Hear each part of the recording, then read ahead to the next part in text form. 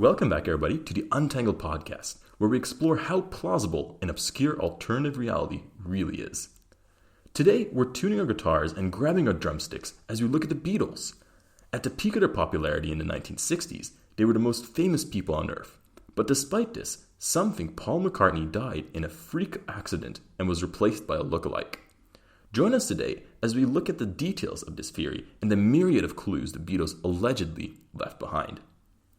And, as always, before we jump in, please also drop a like, drop a subscription, let us know how we're doing. We appreciate any of that kind of support.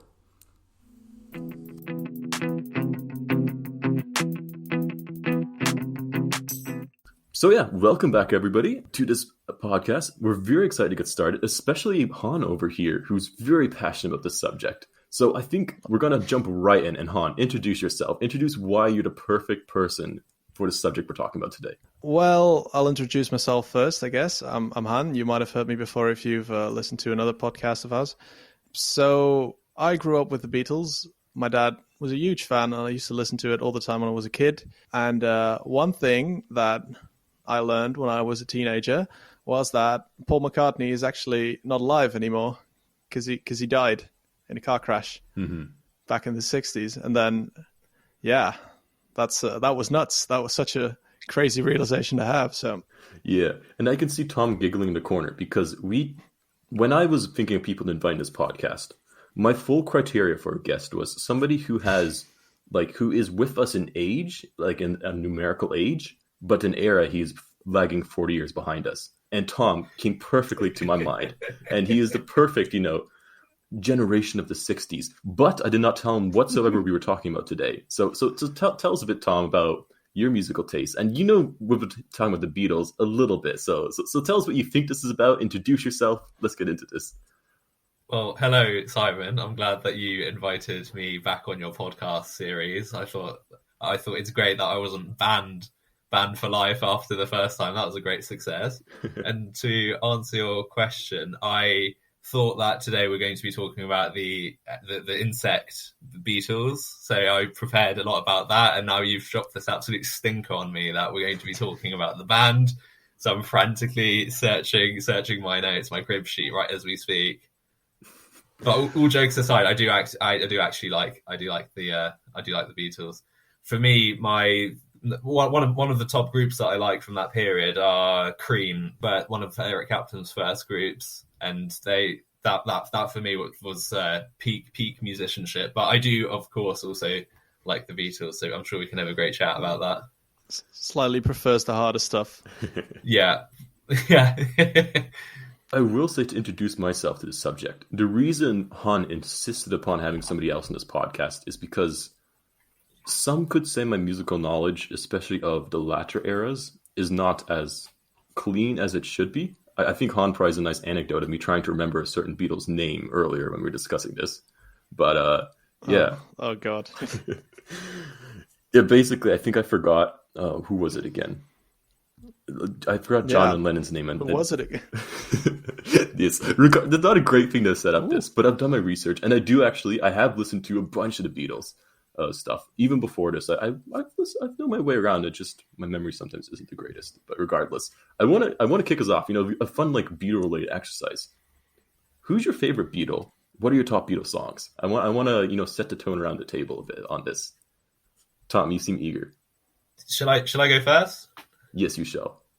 As the British person in our convoy here. Right. My favourite Beatle is definitely George Harrison. I think he was very much overlooked in the Beatles days, which is, well, you notice that when you think after the band broke up. And I think Han will probably know this. You have to correct me if I'm wrong. I think he was the first to release a solo album after the band broke up, and on that album it's called All Things Must Pass.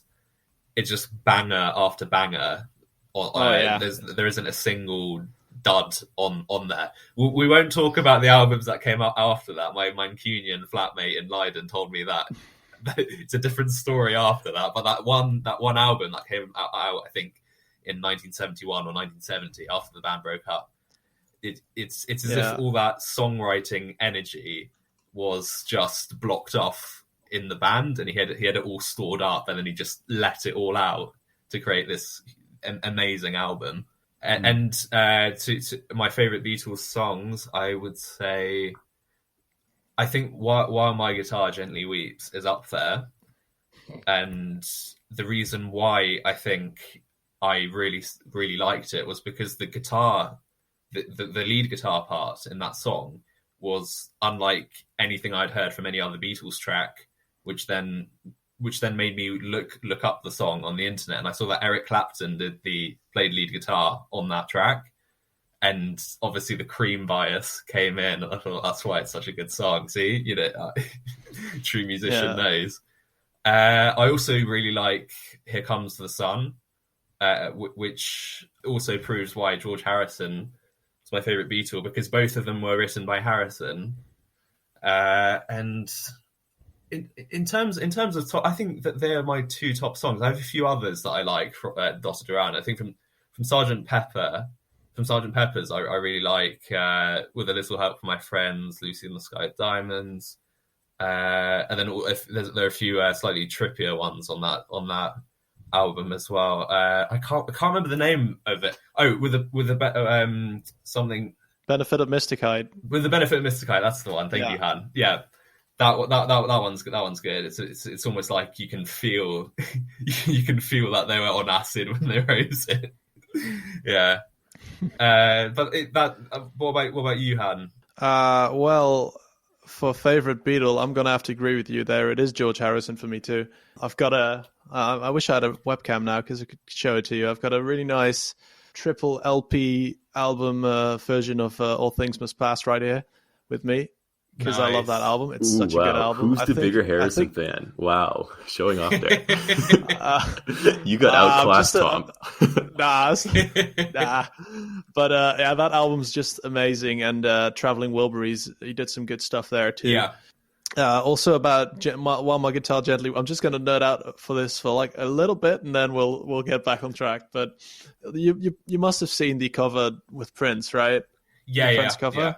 Yeah, it was just absolutely amazing.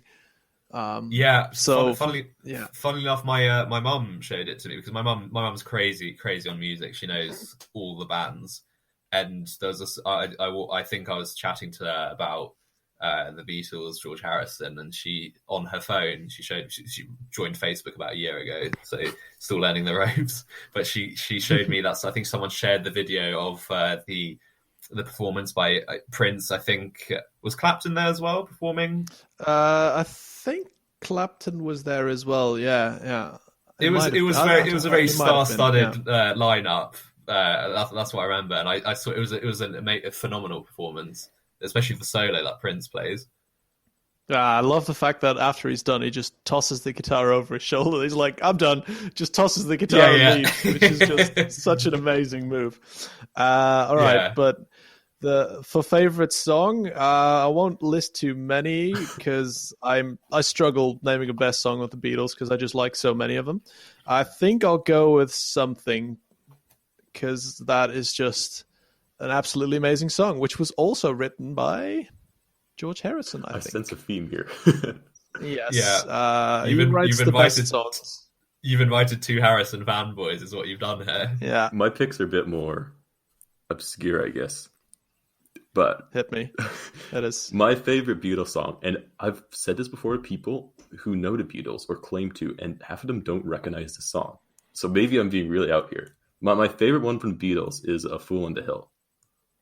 Oh, of course. That's a great song as well. Yeah. It's Magical Mystery Tour, I think. Second on the album. Magical Mystery Tour. Yeah. I would say rounding out my top three would be Revolution, but then the second version, the like hard rock one, which I think is a real bop, if I could say it. A bop. I don't know. It seems I'm taking over this British vocabulary of yours, Tom. You're spilling onto me. You're absorbing it through osmosis. Yeah. And then my final one would be this was the one with a really long title about somebody's watching me and my monkey or something like that. Nobody's got something. Everybody's got something to hide except for me and my monkey. Exactly. Yeah. So as a Beatles historian yourself, Han, what does that say about me? It says you've got something to hide except for you. Everybody's got something to hide, and you've got a monkey somewhere. That's what it says. I haven't listened to it in a while, I think. So, are you genuinely a Beatles historian? No, he's talking out of his ass. Okay, that would be fun. I figured a certificate somewhere to prove it. That you've done some sort of course. Yeah, I went to Abbey Road and I did a tour for 10 minutes, and they gave me the certificate. Yeah, it's interesting though, because it is a band that had such a huge cultural impact over their lifetime, because they're genuinely kind of regarded as the greatest band alive, despite the fact that a lot of them aren't very much alive anymore, and potentially only one of them is still alive. And that's what we're going to be looking at here today, Tom. Tom, off the top of your head, I want your initial reactions in a second to this, and Han will give them as well. But did you know that Paul McCartney actually died in 1966? Are you going to tell me that Billy Shears replaced Paul McCartney? Ooh. Well, that's what we'll be discussing today, and we'll be getting your reaction and Han's reaction, and seeing how plausible of a conspiracy that is for us to digest. So, as always, we're going to structure our conversation in a few ways. Firstly, we're going to get the initial reactions of Tom and Han. Then Han is going to jump into some history about it, and then we'll present our argumentation. And then we'll see by the end of the night if we've changed your mind whatsoever. So, Han, I want you to start off. Give this conspiracy a good old rating out of 10. And I know Han is he's on the conspiratorial side here. He is bound to believe this, right? Am I? I thought I was always more on the critical side. I thought that's why you brought me in. It's still hyperbole. All right. Well, I'm gonna give it a 3.5 out of 10, just because I love it so much. Because it's such a fun theory. I want it to be true somehow. And Tom, I feel like you're somewhat familiar, considering you mentioned a few of the details. But so, off the brief knowledge you have, what do you think about it? Where would you rate it? The issue is I came across this years ago, so I've had a lot of time to ponder. But even when I came across it, my initial reaction was, "Oh wow, could this be true?" And then about approximately 23 minutes later, I then realised that there's no way this could be true. So I have to say that for me, I'd rate it about maybe. Do you know what? I was going to give it a 2 out of 10, but maybe a 3 out of 10 because of how audacious, how ballsy the person that thought up the theory was. That's not a bad rating. Like, for both of you, a 3 out of 10 is halfway to a passing grade. Not if you're lied at the start. I think a 6. A 6. No, that's whatever. If you get a 2 or a 3, like that's terrible. Well, that's Simon. That's a reset. That's a reset. That's not. No, that's not just a reset. That's like 10 minutes in the corner of shame, and you might next time at least write your name correctly. But if you double that, you go a bit further. Yeah, like a 50, then a 60, and once you're at a 50 and 60, that's the realm of a possibility of not being punished for low grades. Come on. I feel like you're pulling some math tricks on us. It's not going to work, mate. Well, the next at least more than 23 minutes will boost your guys' rating of this theory, I'm sure, because we've prepared some, right? So, okay. Han, do you want to take it over and give some early history on the Beatles, right up until about the 60s when one of them died? Some basic history on the Beatles. So the Beatles were a band formed by a few guys from Liverpool. I feel like most people will know the names, but I'm going to say them anyway. It was Paul McCartney, John Lennon, Ringo Starr, which actually wasn't his name, but and George Harrison. And they were kind of put in this world of like poppy bands and stuff that kind of blew over from the US at that point. And they started making music, and they made some really good albums, and it got better and better, and they got so famous that people actually started fainting at their concerts, and they got really, really famous. And they were basically on top of the world. They were producing stuff that a lot of people hadn't heard of. They were very innovative, and they're also quite cheeky, I guess is a good way to describe it, because John Lennon at least had a very peculiar sort of humor that he put on display many times with his songs about criticizing people, just being kind of dark. Also saying at one point that the Beatles were bigger than God, which got them into some trouble. It practically ruined their career in America. That Yeah, they did, which is just such a good way of doing that. It's ballsy and it's good, but yeah. So they were basically on top of the world around like the mid '60s, Yes. and they were boundless. Like they were creating having a lot of creative energy between themselves, and everyone. The world was listening to every single thing they said, did, and made. So that's kind of the setting. Han, can I just interject here? And I want to get your opinion on something, because I was thinking that after Simon approached me to join the podcast, which is a very dangerous thing to do, never think, and I came to the conclusion that musically, the band members purely as musicians were incredibly overrated as musicians. Would you agree? Are we talking as in terms of just pure musical skill? None of them were that good at what they did.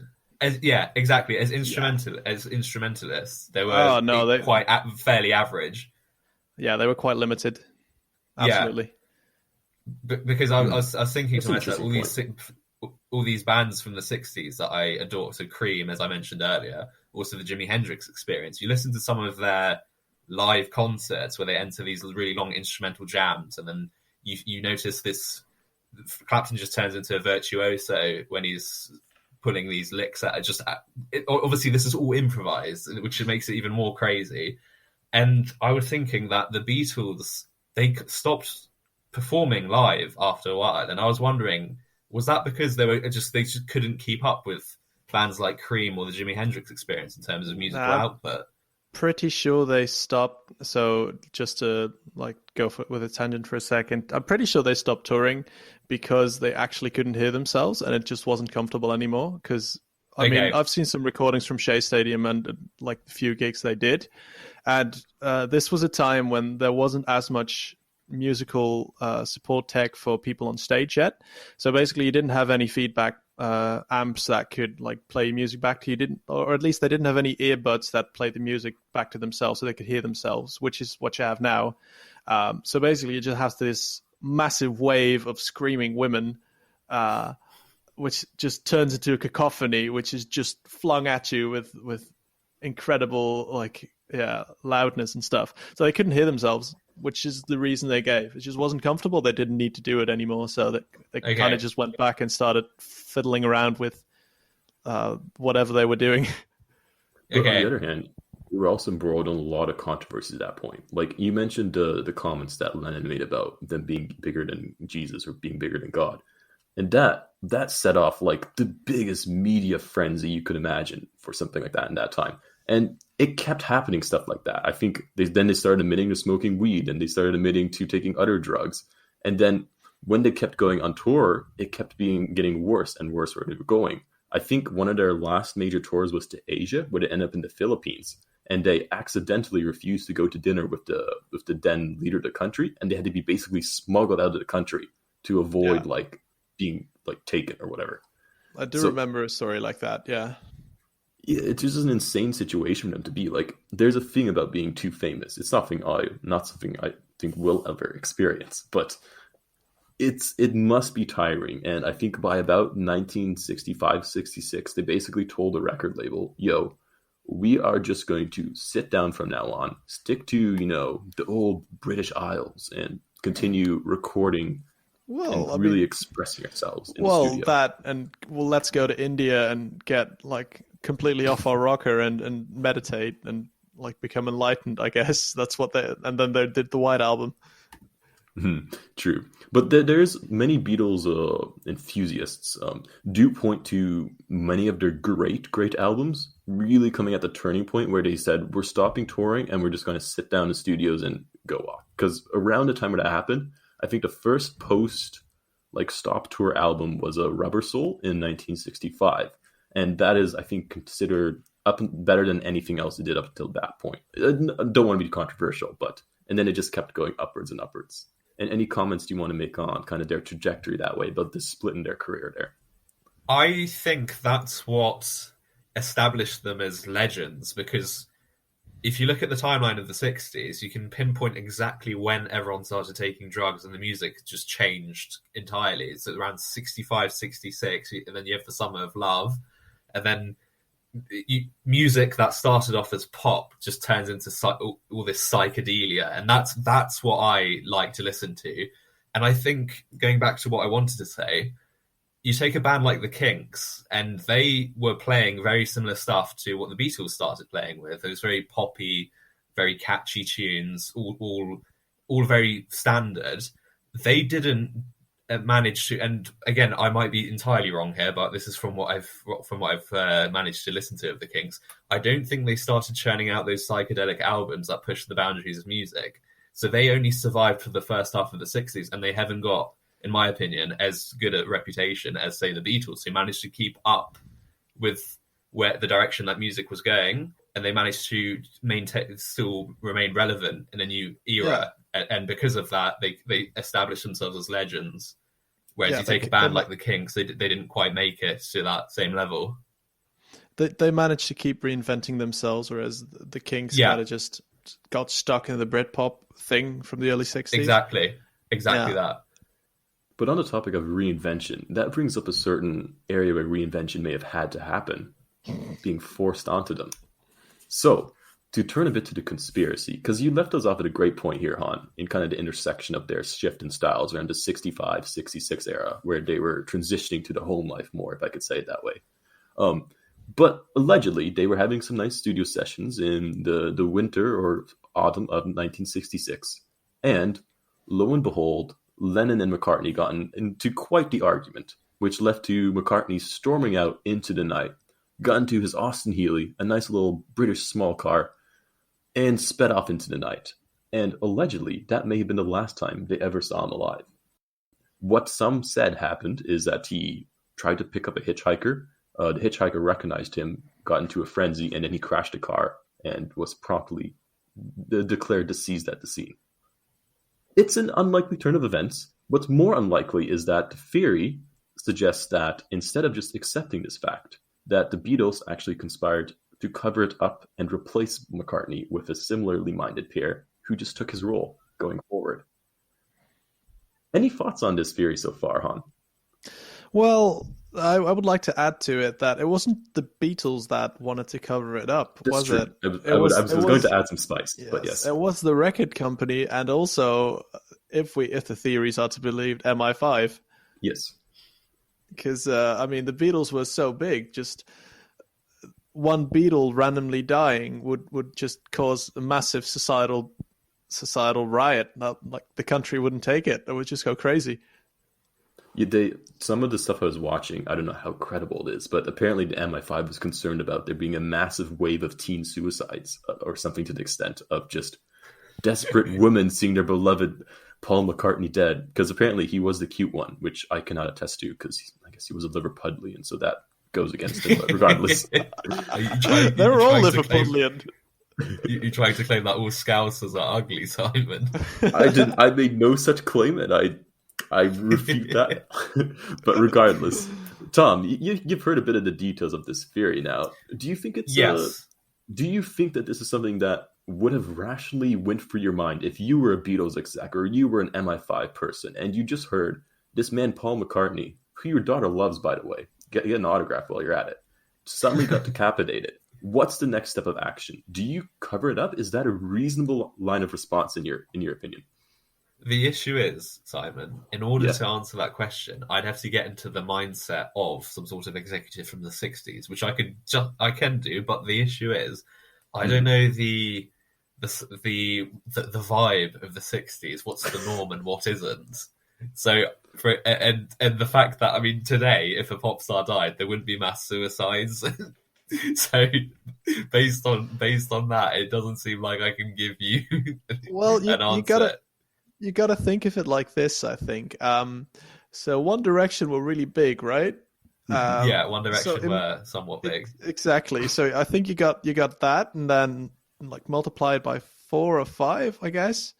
And then you'd have the Beatles, because the One Direction was a band that had a lot of other bands that still had some competition, but the Beatles at that point were just had one band really competing with them, and that was the Rolling Stones, which like kind of struck slightly different, went into a slightly different corner at that point already. Like they took a bit of a different road. So Maybe I can pose a more alluring picture to you then, Tom. Let's say Okay. One Direction was composed of 4 Justin Biebers, and one of them randomly died.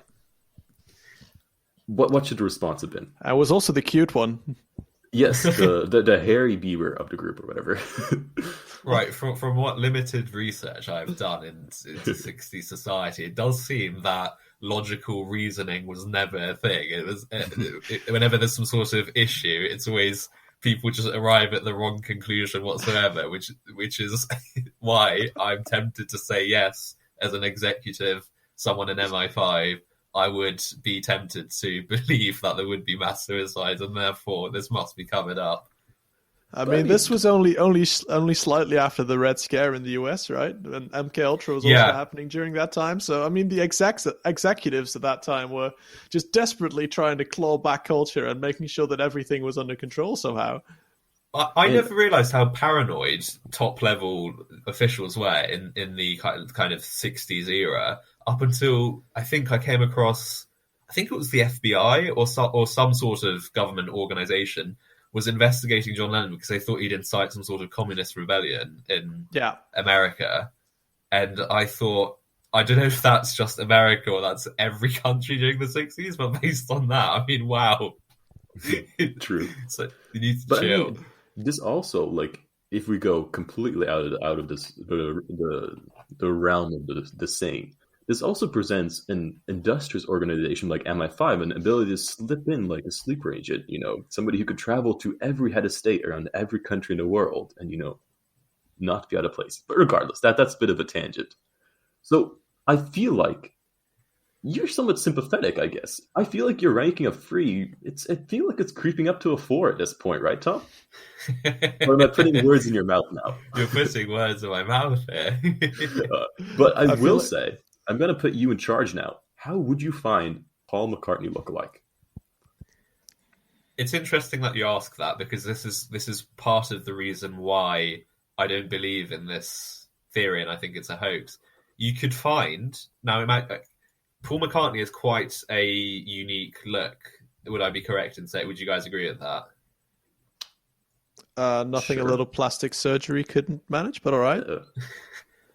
Right, but just excluding plastic surgery, you're not going to walk into a pub somewhere in Liverpool and find a guy very easily that not only looks like McCartney, but also speaks like McCartney. On top of that, has to sing like McCartney. And on top of that, he also, this isn't one of the main things, but he also has to contribute musically to the band.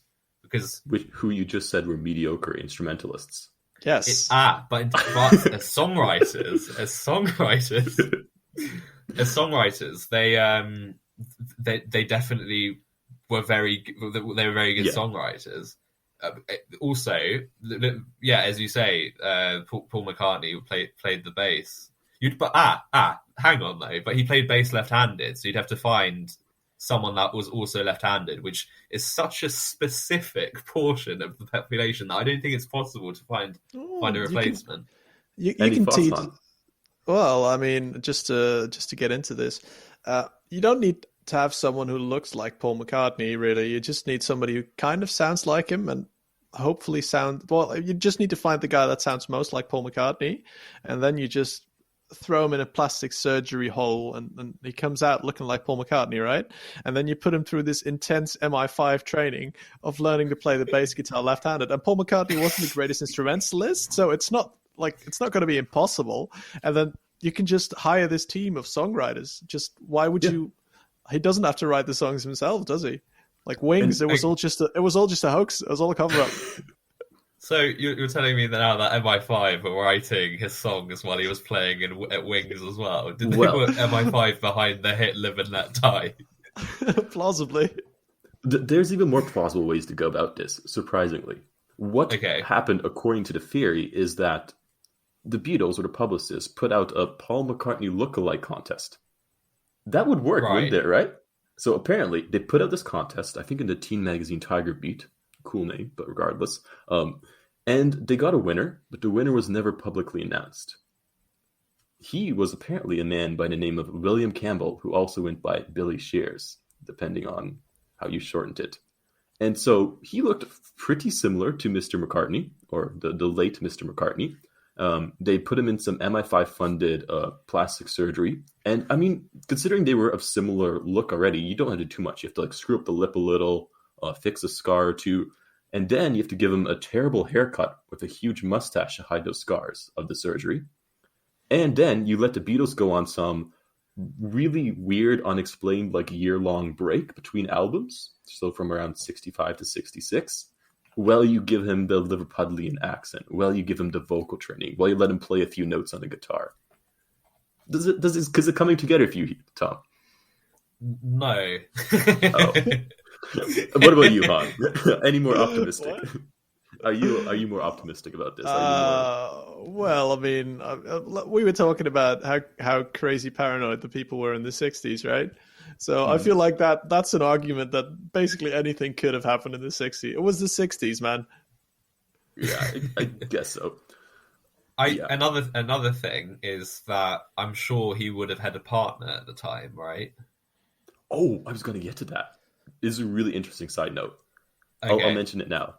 Apparently, I think the night after he allegedly died, he also broke up with his partner. So after he died, because it's like he's dead. So they broke up. But the way she got broken up with was in a typewritten letter that was unsigned. So apparently they just wrote up a letter and was like, "Yup, I'm gone, and I'm gone out of here." And it is documented around this point in time, McCartney did radically just shift up his personal life and just moved on in like no time from one girl to the next.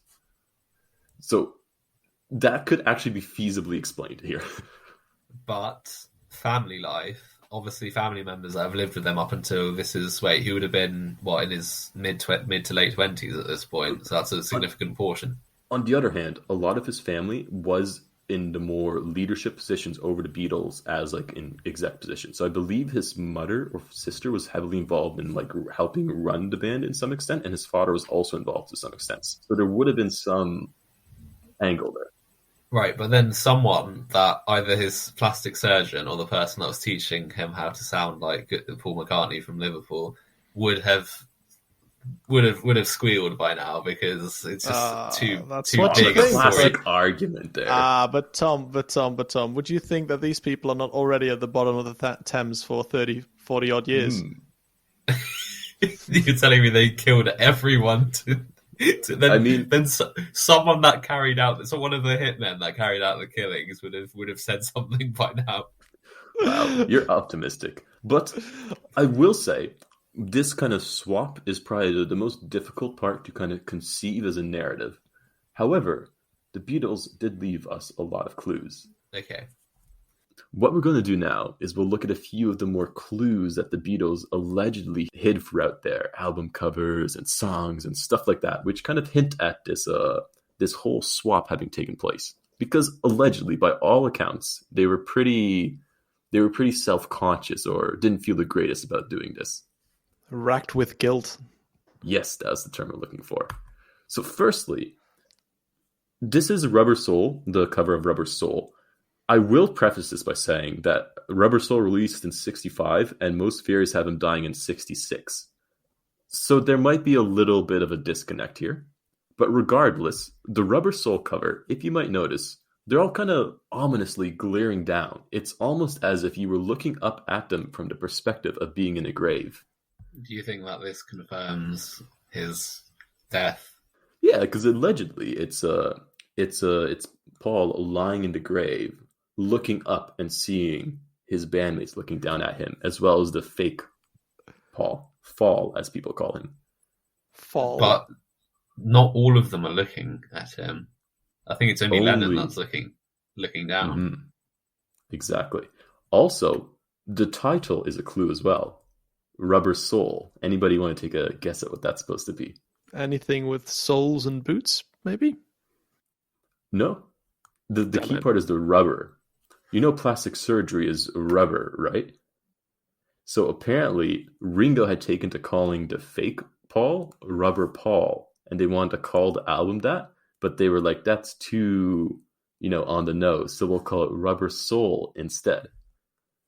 I mean, that's not going to convince me. Okay. One thing that I do want to draw your... before you change the slide, one thing that I want to draw your attention to is the use of the psychedelic font in the top left-hand corner. As you can see, people have already started taking drugs by this point. We may continue. It's also supposed to be a clue, actually, because it's in the shape of an upside-down heart, which they say is kind of like another symbol of death, a little bit. Are we saying like the O? The O is like an upside-down. The entire word. I see it now. Actually, I've looked at this album cover so many times, but it's more like a raindrop. Mm-hmm. But it exists, right? It's interesting, and also you could see a heart in it. You could see a heart in it for sure. Tom is skeptical. I can see, but no, I could. No, I do. I'm skeptical of the conclusions that you're inferring from this album cover, but the heart I can agree with. It's like a slightly lopsided heart. Yeah, at least you'll never unsee that now. Yeah, anyway. At least I'll never unsee that. Speaking about things you'll never unsee, have you seen the original album cover of Yesterday and Today? That's not actually an album that they released, so your confusion is justified. Mm-hmm. I'll show you it now. This was the album cover day. Well, apparently it got released, but the studio spent $2 million buying back every single album copy. So this is somewhat of a collector's item if you get your hands on it. But this was Lennon's vision for the next album cover. Basically disassembled baby parts all around the main people, kind of centering on Paul McCartney. Kind of ominous. I can definitely understand why they decided to pull it. Might be a bit too extreme. Yeah. And for the actual cover they released, it was the three of them standing around a box where Paul McCartney is sitting in. So, I mean, it looks pretty innocuous, right? Right, Tom? Right, Han? Pretty innocuous cover? I agree. Sure. Until you flip it on its side, and Paul is in a coffin then. And the others have also been... The others are also laying horizontally. It's called an artistic vision, Tom. Don't be that critical. I wish I had a webcam right now, because I'm honestly fucking dying out right here. You can cut this out, but I just... Yeah, it's a shame I can't. It's a shame I can't gauge your facial expressions, because at the moment it seems like I'm the only one that's here. I'm always convinced that you are nodding your head furiously and agreeing with whatever Simon is saying. Which you should be dying doing. of laughter. What's so funny about this? I think it's a pretty. No, go on. You've never seen this before, Han. I have seen it before, and I was dying of laughter when I saw it as well. Okay, I mean it's okay. I agree that people are kind of tilted as well, but he is distinctly in a box which is coffin shaped. He is distinct. That is true. Well, it's also trunk shaped, but it is a baby coffin, I guess, and which relates back to the baby. So. Whatever. I think it's trunk shaped because it genuinely is a trunk. Oh god! No, you have to, expand your mind a bit. Get on some of those hallucinogenic drugs. You'll see the vision then, Tom. Can I purchase them from you, Simon? Is this you promoting your new business? Of course not. I'm gainfully employed. I will let you know. Speaking of being gainfully employed, moving on to the next slide, Revolver, which is an interesting album cover, I will say. It's, I think, one of the only ones which is completely hand-drawn, and allegedly, the reason why it is hand-drawn is because Paul McCartney, the fake one, had too many plastic surgery scars to have an actual picture taken. Which, believe it if you will, believe it if you don't. However, there is a very interesting image. If I can direct your attention up to the top left corner by Paul McCartney's face, there's him screaming in agony. What is the significance of this? Apparently, it's supposed to be his death face, like the moments before he dies. That's what it's supposed to symbolize. I don't think anyone pulls that face before they die. As in, when you're dead, I'm pretty sure you lose control of the muscles in your face. I think this is the face somebody pulls in like a campy 80s horror movie when they die. It was the 60s. What could you expect? You Also, think they manipulated the face on the corpse to suit what people, the preconceived ideas of corpses that people had at the time? all I'm saying it's a weird pick to put on an album cover. Well, I Okay. mean, yes, but look at the one in the middle with the beard. That's a weird pick as well. What's that I mean, beard? is that a woman with a mermaid? No, that's an ear. I mean, right. Just admiring the. We'll I've move never on. actually looked at it this closely, so I guess that's definitely interesting. It's also John Yeah. Lennon wearing a cowboy suit right there. Yeah, I mean, well, he's not the focus of this video. And a final point on the McCartney symbolism here is he's the only Beatle looking away from the rest, symbolizing how he's departed. And John Lennon is glaring at him. Yeah. And I will just point out that there's a lot of instances of Paul McCartney being explicitly shot in such a way where he's looking away, where he's looking in shots of being departed. As we might see on our next album cover we're going for, the Sgt. Pepper's Lonely Hearts Club Band, which is a pretty infamous one. If we look, there's a ton of symbolism hitting here. First off, did you know that everybody in the background of this album cover apparently is people who have died before, recently died, or have been accused of being dead? Did somebody accuse Bob Dylan of being dead? He did apparently fake his death to go into rehab. That's a real thing. Damn. So yeah. If you look more towards the bottom, this is obviously supposed to be like a funeral procession or like a funeral. Well, obviously I say. With like the drum in the middle being like the gravestone, and then you can see the flowers being on the grave. They're obviously gathering for something. The guitar in the flowers at the bottom is a left-handed guitar, I believe, symbolizing Paul McCartney. There are also pictures of the Beatles in the background there, which is apparently done like before the accident happened, so back in the earlier days of the actual Paul still being around. It's all centered around Paul McCartney in the middle of the shot. Also, if you look at the Beatles that's spelled out in the flowers, you'll see that the LES has a little car figuring near the top, which kind of spells out lies, which symbolizes you've been fed lies by someone. Finally, and I've included a separate little picture, if you inverse the lonely hearts in the middle of the drum with a mirror, you get this cryptic little phrase, which says like 1-1-X, he died, which kind of symbolizes the date he died at. So it should have been November 11th, and then he's dead. So yeah, any thoughts, guys, on this cover? Because a lot of people, a lot of the more fanatics of this theory really uphold this as having so much symbolism in it. My initial reaction is that once, by this point, the theory started to circulate, because this is how much time has elapsed since his alleged death and this coming out? I think a few months, right? We'll touch upon this. This came out in 67, and I think you said earlier that allegedly died in 66, right? Oh, just to preface, to jump in here, allegedly the theory technically didn't gain popularity until 1969, and before that, there were very few people actively invested. So that makes it, I guess, less likely these clues were placed here deliberately by other parties or whatever. But yes. Okay, so in that case, what I wanted to say was that I think by that point this theory had started to gain popularity, so they were just leaving these clues to well, it could be.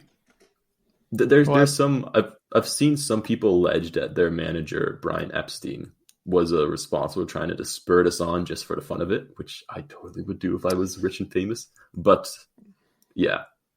There's allegations that John Lennon did that too, because John Lennon was just the kind of guy that, like I said, he would do this kind of stuff. He was very prone to messing with people and just, I could see John Lennon doing this for sure. Well, I think if you on the last song on the album, A Day in the Life? Yeah.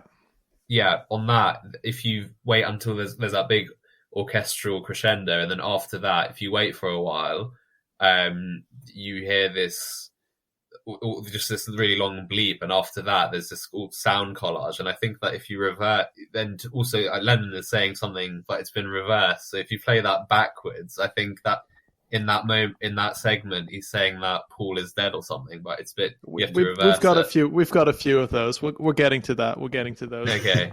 It's a very critical piece of evidence. Yeah.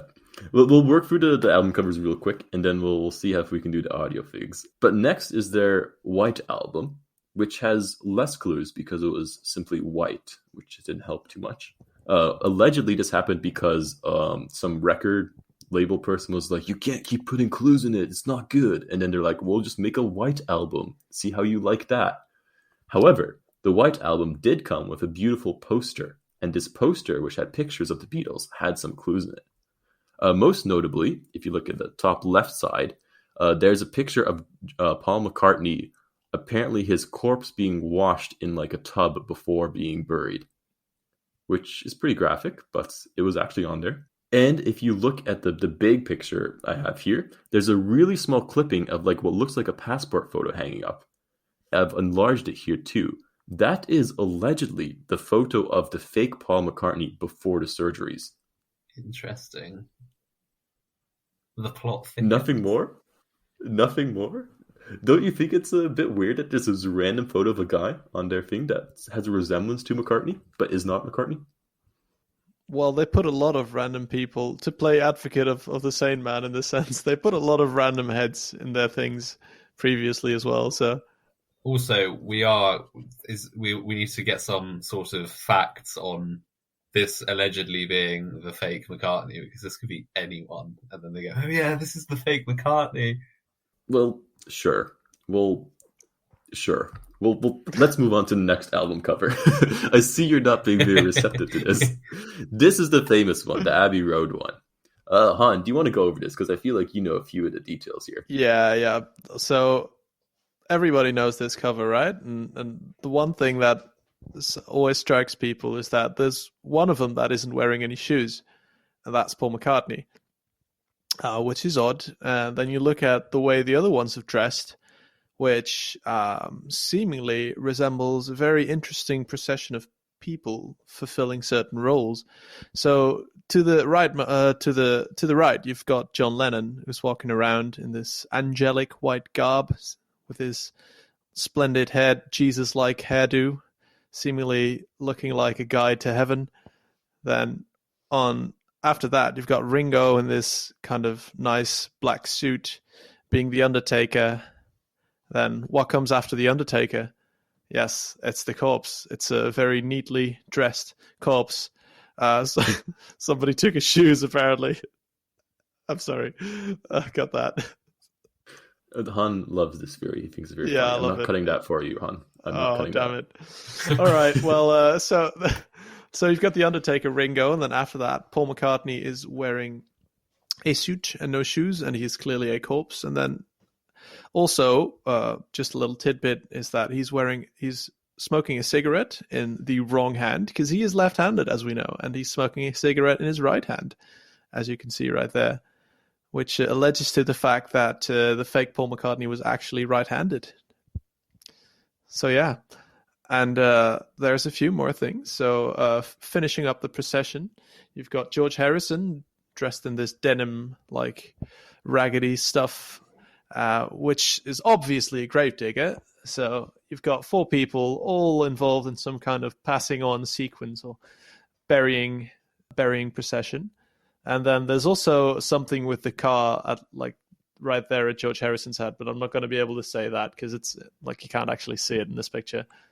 The license plate allegedly reads I am 28, which is supposed to be, I believe it says I am 28, which is supposed to be like I'm 28, which is how old the real Paul McCartney would have been in this picture if he was still alive. I think it's got something about Linda McCartney, or so like LM. Yeah, LM 28. People interpret it differently, either as I'm or LM. However, there's some more subtle things. If you look on the left, right, you see a group of 3 people way in the distance standing by a car. That car is actually supposed to be the car model that Paul McCartney died in, above the Beetle, the other white car. You see a group of 3 people also standing there. Those are supposed to symbolize the 3 remaining Beatles in white after attending the funeral. On the right-hand side, you see a black car standing there, which is supposed to signify something else too about death. And there's one guy standing there looking over the three people on the other side, which is supposed to be like the MI5 looking over the Beatles, like making sure they're still keeping the secret. So, Tom, are you convinced?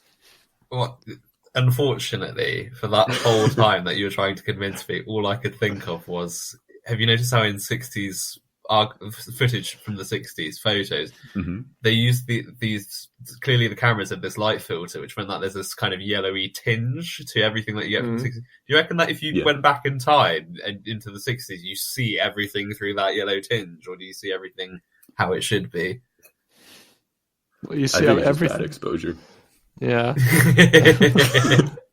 I was really hoping that if you time travel back to the 60s, you see through that kind of... Yeah, and in the 50s, everything was black and white, right? Yeah. Color wasn't invented until the 60s. Yeah, exactly. Yeah. But everything was stop motion. Yeah. Before they invented the camera, everything was stop motion. Everything was silent at one point. People were just holding up these cardboard things with stuff they wanted to say, like, "Oh no, I'm being hit by a car." Oh dear. After you said that, after you pointed out what's in the background, I actually never noticed that there are people in the background. I thought they somehow emptied the street. Also, if you see in the left-hand lane, can you see that there's a car driving away? I'm not familiar with British roadway, so I'm assuming that's a way. Yeah. We drive on the left, so that car's driving away. I see. Okay, I see what you did there. A bit slow today. I see what you did there. In the civilized world, we drive on the left-hand side, on the correct side, and so that car's driving away, which means that, and it's fairly close, which means that they fully had to quickly run out and arrange themselves after this car passed. Well, I do know, going on that tangent, that they struggled. They wanted to tow the white car with the IM-28 thing on the back. They wanted to tow it, but they actually couldn't because so it was all just quite like impromptu. I think this album cover, they just went out and like, ah, shit, we need an album cover. Let's just walk there and take some cool pictures, I guess. And they couldn't actually stop any cars coming through, so. Well, maybe that's why Paul McCartney died. Yeah, just taking the house.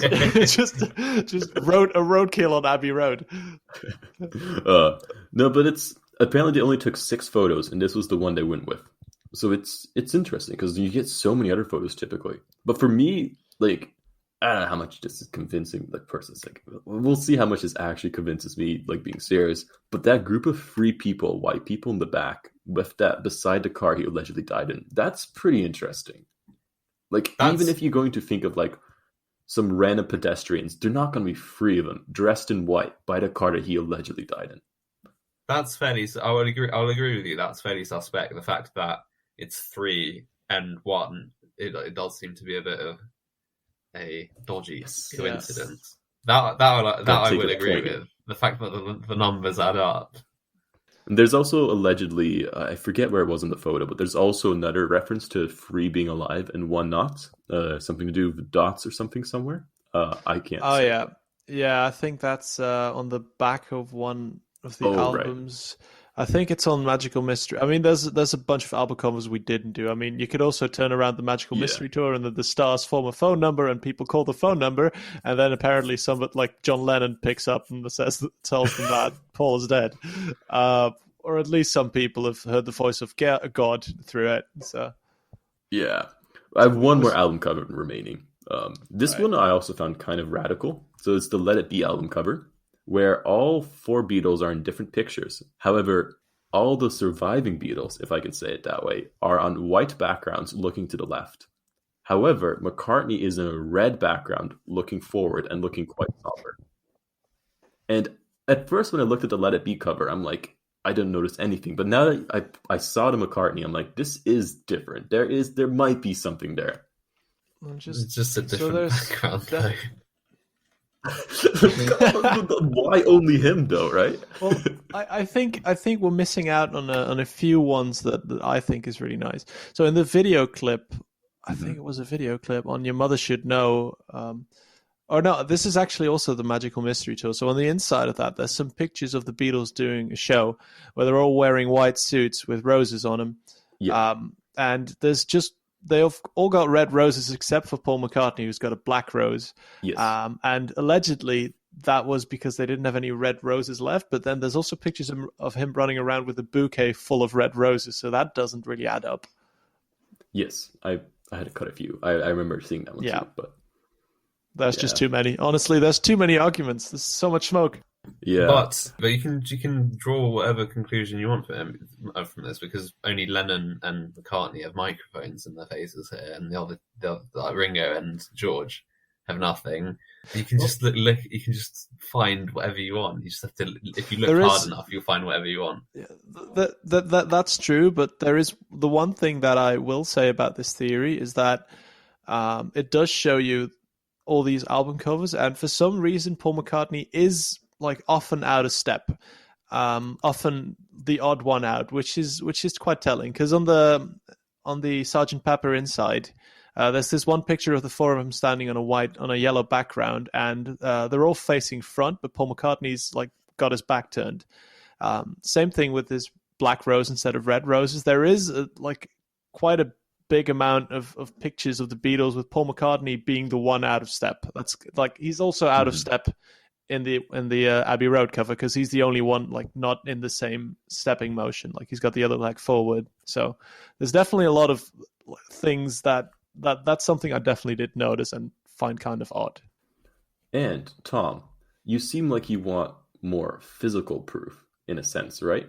Yes, please. Well, I have some of that prepared as well. Paul McCartney had this interesting feature where he went this massive growth spurt around the age of 25, where he grew what looks like to be a good inch or two. Is that not weird, Tom? Have you heard of anybody going an inch-long growth spurt when they're 25 years old? Simon, but if you look with the untrained eye. If you look with the trained eye, you can see that. So firstly, I think Harrison is standing further back, and on top of that, Harrison is slouching quite a bit in this photo. McCartney's standing arrow straight, like a birch tree, which could explain why he's marginally taller. Because what you're doing is you're drawing. You can't. Also, hang on. The fact that just for context for the viewers, I'm showing a picture of the old Beatles and the new ones, and there's distinctly Paul McCartney being a good few centimeters or inches taller. Yeah, anyway, I'd also like to clarify for the viewers that someone's drawn a line across the two sets of photos, but may I add that they've been taken from completely different angles, and someone's claiming that it's showing that Paul McCartney is half a head. All of a sudden, he's half a head taller. Also, the lines just don't add up that well. I don't see the added value of the line on the bottom. Yeah. No, that's to prove they're standing at the same height. But even then, you're like, the line is crossing their feet. It's not even straight. I'm just saying, there's lines, and he looks taller. He does look taller. I have more pictures of this same phenomena occurring. If we look here. Okay. I mean, for those that were you can describe it. There were too many lines involved with VAR and football. I mean, I thought it ended there. Now all of a sudden we've got lines comparing the heights of Beatles. Oh my god! Well, I guess they got the guy that did the VAR lines for some dodgy offside calls and got him to do this. Yeah. I'm just saying, if you see the big picture in the middle, he's had the same guitar, and the guitar is blown up to the same size, so proportionally it should fit. However, the older McCartney, the older picture of him, is taller than the younger self of him, despite the guitars being the same size. But his standing position is different.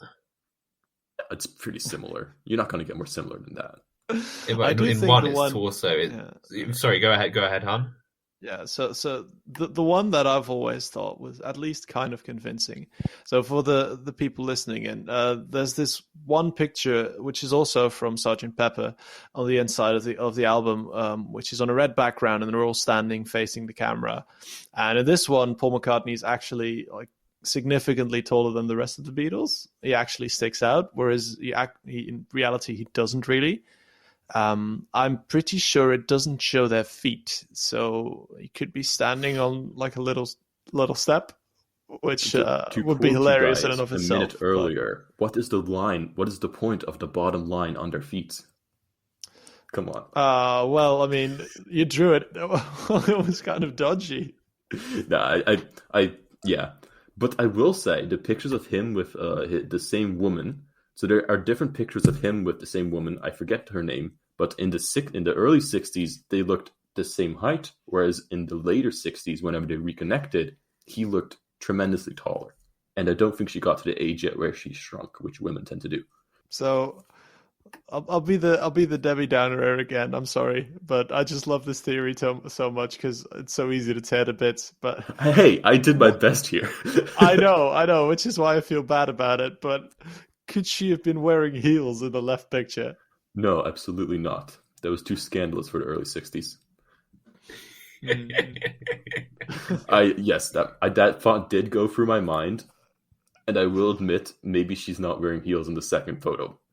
But she looks a lot shorter in the second photo. That is true. About heel size. Yes. But anyways, Simon, what you have proven tonight is that if you ever need a job, then VAR at Stockley Park in England will definitely hire you immediately. I have more proof, though. Yes, we do. Okay, so these are pictures of him at different stages in his life to show the alleged plastic surgery he's gone through. So the one on the left is him in the early 60s. The one in the middle is him in the mid 60s / early 70s. And then the latter one is when he shaved off his beard. So for the audience watching, there are pictures of him at various stages of his life. I would just say Google him in different stages of his life. Do we think these are the same person? I think this is the same person, just aging and caught from different camera angles. I will say I think the nose changed. That's what I'm saying. That is something that I'll agree with because I think I saw a side-by-side comparison and the nose profile is very different. Like if you did a side-by-side. Yeah. And keep that mental image in your head of the side-by-side nose comparison because it'll be important for later. Just saying. But yeah, and that's the one thing that stuck out. I will say some of the pictures look kind of similar. They could be the same person. But I mean, there's some room for skepticism here. There's some room for us to. It also shows just the terrible sense of fashion they had in that time. I mean, that mustache and those sideburns, just it's not good. Yeah, and sometimes haircuts can play around with how the proportions of your face. I guess so. Okay, my last point on this physical evidence part. You left kind of hard at the lines. I thought the lines were a reasonable display, but I guess not. This is okay. I want you to look at these are both pictures of early Paul McCartney, and I want you to notice his body hair distribution. His arms look extremely hairy, right? Things I didn't expect to be doing on a random weeknight, looking at Paul McCartney's body hair. Do not look up my internet search history because it is. But so if I go, Paul McCartney nudes, just all of them. So if you go in later life, his arms are like completely not as hairy as they used to be. Oh, but come on, this is what 45, 50 years later on or something. But your arms don't change in hairiness. Don't they? I don't know, actually. Maybe Linda said that she preferred him without hairy arms. No, but if there's still hair, but it's less thick. Like I'll switch back. Look at how thick that mane of hair is in the picture of him smoking. But that's just the lack of pigmentation, because what has happened there is his hair has gone white. What you see on the top, so his hair on top has been dyed. Really, he would have grey hair. Oh. Well, yeah. I thought this was an interesting point. I've actually never seen it before. I've actually never heard of it, but it is an interesting point. All I'm saying is it does look like he lost some body hair somewhere in some kind of horrible accident or be a body replacement. No comment from you, Tom? Okay, great. I'm skeptical. As you've been all night. I'll go Very skeptical. I'm going to go to my final evidence point, and this is one which blew my mind. And a lot of this blows my mind. So, we have two pictures of Paul McCartney, right? Yeah. Wait, is that right one, Paul McCartney? Oh, it doesn't look good, does he? Allegedly. No, that can't be him on the right. Nah, that's not him. It's the real him, allegedly. So, this is a great one. Did you know that Paul McCartney's childhood home is a museum that you can go visit? I've never been there, I do actually. know now. Yeah. They have a curator there. There's a guy that lives there full-time, or used to. John Halliday is his name, and he basically just gives tours of the old Paul McCartney home. And people have said he looks a lot like Paul McCartney would look like if he was not a rich, famous celebrity. So the theory is they replaced him, and then the real Paul McCartney got given the easiest job in the world, giving people tours of your own childhood home. But, I mean, it's... okay, well, I'm going to give it to Tom. Nah. I'll give you more convincing evidence. So if you take a side-by-side of John Halliday in his elderly age and compare it to early 1960s Paul McCartney, it looks a lot more like Paul McCartney should look like than he actually does today. Well, as we know from historical records, Paul McCartney did have a big cocaine problem. But that doesn't explain this one man who looks a lot like him, very much like him, having this easy job of living in his home, giving tours, Oh no, just being around. I was saying that because in that leftmost picture of John Holiday, it just looks like Paul McCartney that had one too many. Exactly, that's what people say though. Like, if you imagine you were a disgruntled pop star forced out of the prime of your life by some nefarious government program, you'd take the alcohol too in your cushy job giving people tours of your childhood home, right? This is a real lived, like a weathered Paul McCartney. But you just said that he died in a car accident, but now you're saying that he's... This is like a spin-off kind of theory. Spin-off, kind of like, okay. Yeah, where they replaced him and just put the other one into retirement. Because he was being too rowdy. He was being rowdy.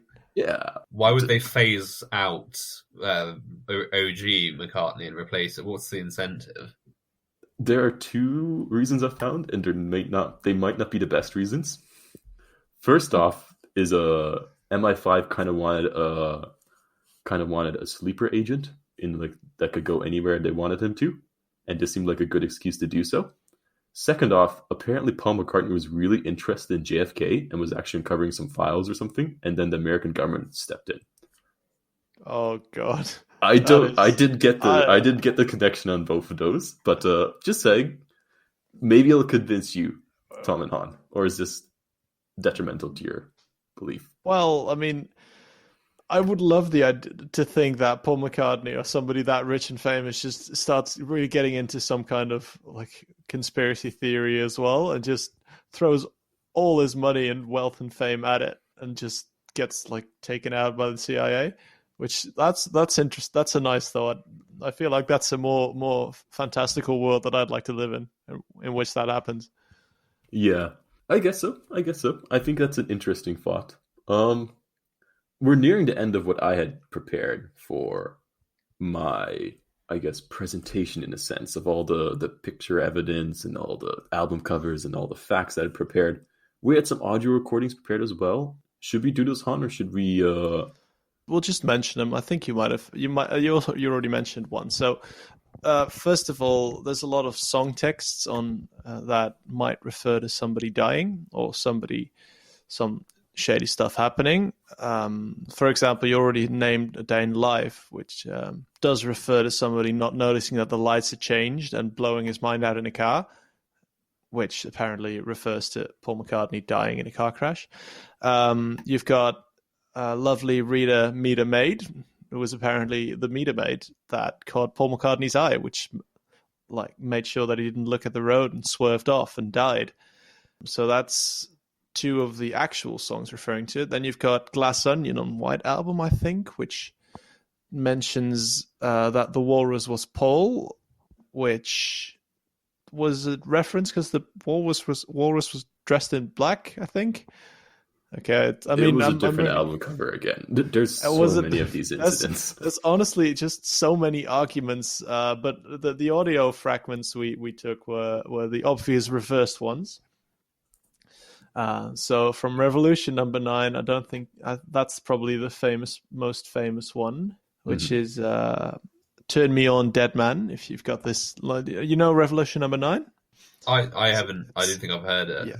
Yeah. So you probably haven't heard it in full because it's on the White Album, and it's I think 10 minutes long, and it's just a cacophony of noises and random sounds they threw together. It's honestly a pretty nutty experience. And side tangent for a sec. I've actually been at a live performance of most Beatles albums of a band that did their best to perform all their songs and stuff, and they also did Revolution number 9 live, which was absolutely insane because it's not just give it a quick listen after we're done, just and then imagine 8-minute listen, a quick skip through it and just imagine a band playing that live on stage and try to see that happening ever. It's insane. But anyway, there's a bit, and if you turn it around, it says "Turn Me On, Dead Man," and it's pretty convincing. There's no getting around it. Yeah, so you can't miss it. You can't miss it. It's actually quite hearable. What's the word for it? This is one thing that I think it's a great shame that bands of today don't try this. The kind of the 60s bands and the early 70s prog rock bands would release these long instrumental tracks. Pink Floyd were guilty of releasing 24-minute long songs, but that does give you a great medium through which you can just mess around with so much. You can really push the boundaries of what's musically possible. Which is I think it's a great shame that isn't really done anymore. I mean, prog rock was just a fun time to be a musician. I think it was such a fun time. You could do whatever the hell you wanted and just mess around with. You had the creative freedom. You had the creative freedom to just go away, release. People would just gobble it up. It's like, oh, this sounds incredibly complicated and weird. I want to listen to that. Yeah. What one that stands out, this is a mega tangent, don't worry, Simon, we'll get back on track, but have you ever come across Atom Heart Mother by Pink Floyd? Oh, yeah, definitely. Yeah, Atom Heart Mother Suite. That's one that I can't really get into, but the other really long songs I do like, but that one's just mental. I will say I do love Iron Butterfly with Inagata Vida Gadava, or however you say it. Ooh, I don't know that one, actually. Search it up. It's amazing. It's like a 30-minute song of just transcendental music. What's it called, Butterfly. Simon? Inagata Vida Gada something. I think search up Iron Butterfly. And it's 17 minutes long. It's a great track, though. I mean, Rumours is for me the de facto long take song because it's just so good. I love listening to Rumours. Oh, hang on, I think I got suggested this song on Spotify because I looked at the title and I thought, wow, that's a bit weird. Yeah. But make sure to get the longest version possible and the original recording because some people try to chop it up. If there's an 8-minute version, don't listen to it. It has to be the 17 or 18-minute version. 17 minutes. Okay, I'm definitely going to check that out. It's actually Echoes.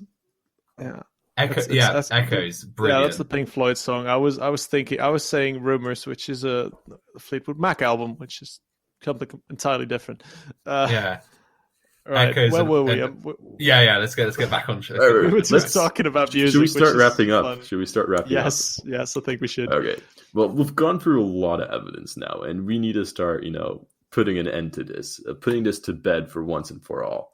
And what we always do here, Tom, is we go over our initial opinions. We each give like a little soliloquy, a moment of silence for everybody else, where we just go through our thoughts on this theory, and then end up by ranking it, where we would rank in terms of believability. And if I've done my job correct, if Han has done his job correct, you'll be much more of a skeptic now in this world. Or we can definitively say this theory did not happen. So, Tom, you can take the floor first, and then Han and I will go. For me, I am still skeptical of the theory that you have There are a few things that are very difficult to explain. I think the nose profile changing is the one that jumps to mind immediately. Other than that, my stance on everything else hasn't particularly changed. I'm still very much convinced that Paul McCartney did not get replaced by someone else. Oh, and the ranking, I think it was still maybe we've jumped to 3.5. We're going to be controversial. Maybe we've jumped to 3.5 from a 3, but that's still a reset, I'm afraid. Yeah. You got to say, that height graph, you're never going to look at height the same way now. Every time you're going to see people lined up, you'll be like, Simon almost convinced me that a man had died because of that. Every time I see a dodgy VAR line being drawn in a football game, I think of Simon drawing lines of a Paul McCartney's head. I actually didn't draw that. I found it on the internet. Some other guy did that in like 2000. I'm telling you, it's the guy that is now the VAR official. He did that. It's gotta be. They were inspired by this picture. Okay, so we went up half a ranking, but I feel like it's more of a sympathy half a ranking than anything else. So I'll accept it. I will say maybe it's good sometimes to have some pushback. I can't win them all, right? Hun, where do you land yourself? Because you're the enthusiast, you're the historian here. You're the one. You're the reason this podcast is happening to a large extent. So I absolutely love this theory, and just you've given me even more arguments for it, which is just shows how much there is. I feel like this theory has just been around for so long that it's just been the ball's been rolling down the snowy hill for 50 odd years now, and it's just collected so much like anecdotal evidence and random junk that it's just become too big to actually be taken seriously, which is why I love it. But it's also why I'm going to actually pull a little bit off of my rating. Thank you. Wait, hang on, Han. If you take off 0.5 of your rating, then it averages out. Yes. That's exactly what I was going to do. So you're telling us that we just all wasted an hour of our life just to get to the same starting point. Yeah. Now you're going to have to apologize to your viewers when they ask for their money back. Positions. But I'll give you a reason why I think I'm downgrading my argument, my score. It's because you started mentioning album covers from albums that came out before the moment where he allegedly died, which just shows that you can actually find evidence anywhere you look. I thought you were going to make that. I had the same thought in my... Oh, yeah, that's a good point. Yeah, it just... if you can find evidence for something before it actually happened, that generally shows that it might be on a bit of shaky ground. I just love the rubber Paul thing because it seems so far-fetched. I had to mention it. It does. I've never heard of it in the heart as well. It's you can just see how much people enjoy digging into this. Have you... Oh, really quick tangent, because I forgot to mention this. Do you know the Beatles have like a record label company, right? Called Apple Records, where they basically just... all their music is under that, right? They set that up in 1966, 67. The reason they did so, allegedly, is because they replaced Paul McCartney so that they didn't want the other Beatle to get all the money now for the new one, the new Paul McCartney. So they had him sign contracts which went through the record label company. So they set up like that as a front to keep the money still in their own hands, not in the replaced one. And if you look at the name, just sound it out. Apple. Paul. Get it? No, like a Paul?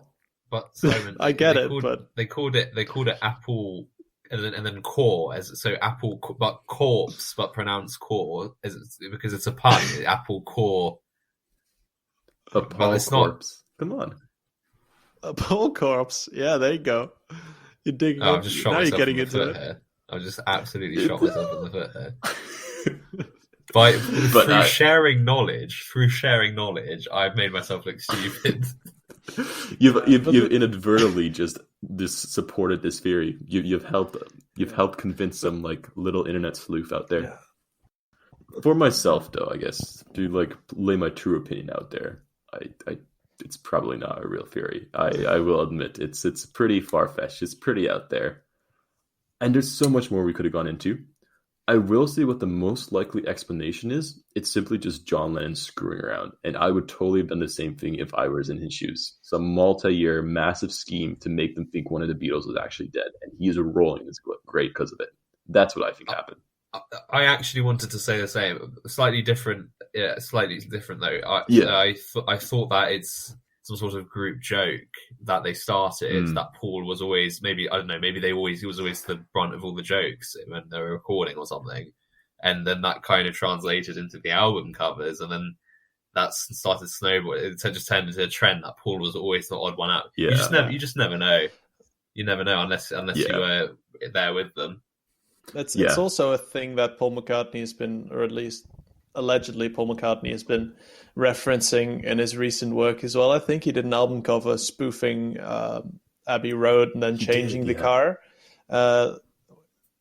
He also, I saw this video where like these celebrities Google their own name and then answer the first 5 or 6 questions that come up or something. Yeah. And so Paul McCartney answers like three. Paul McCartney is ... He Googles, and then he answers like 3 of them, and he leaves one of them like he doesn't rip off the Band-Aid to show what it is. He doesn't like he winks to the camera or something because you know what it is. Yeah. Well, I guess speaking of things that have been funny to watch, some could say this episode has been funny to watch. Seeing my futile attempts to convince you guys in a fleeting theory, which is, I guess, we've said is we're unchanged on. It's fun. I'm sorry. I dragged you into this theory. I just love talking about it because it's so dumb. It's so much stuff. So many people desperately clinging at circumstantial shrapnels of evidence just being blasted around everywhere. Circumstantial shrapnel. Oh, we need to have that as like a byline for our show. Circumstantial shrapnels. Yeah. I don't know. I can't find the right words for it. This is one of my favorites. This is like one of the first conspiracy theories I encountered as well, which just makes it. What about you, Tom? How was your experience discovering or rediscovering this Beatles journey? I'm glad that I participated because you've given me new insights and new wrong pieces of information, but still interesting to look at. And you've also made me notice things in some of the album covers that I otherwise wouldn't have noticed. So from that perspective, that was very good, Simon. But your theory is slightly far-fetched. I guess so. But at the very least, I'm going to be listening to the Beatles for like the next few weeks.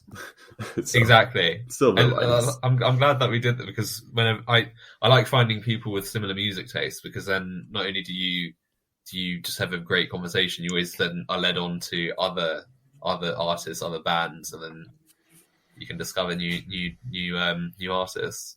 Yeah, I guess so.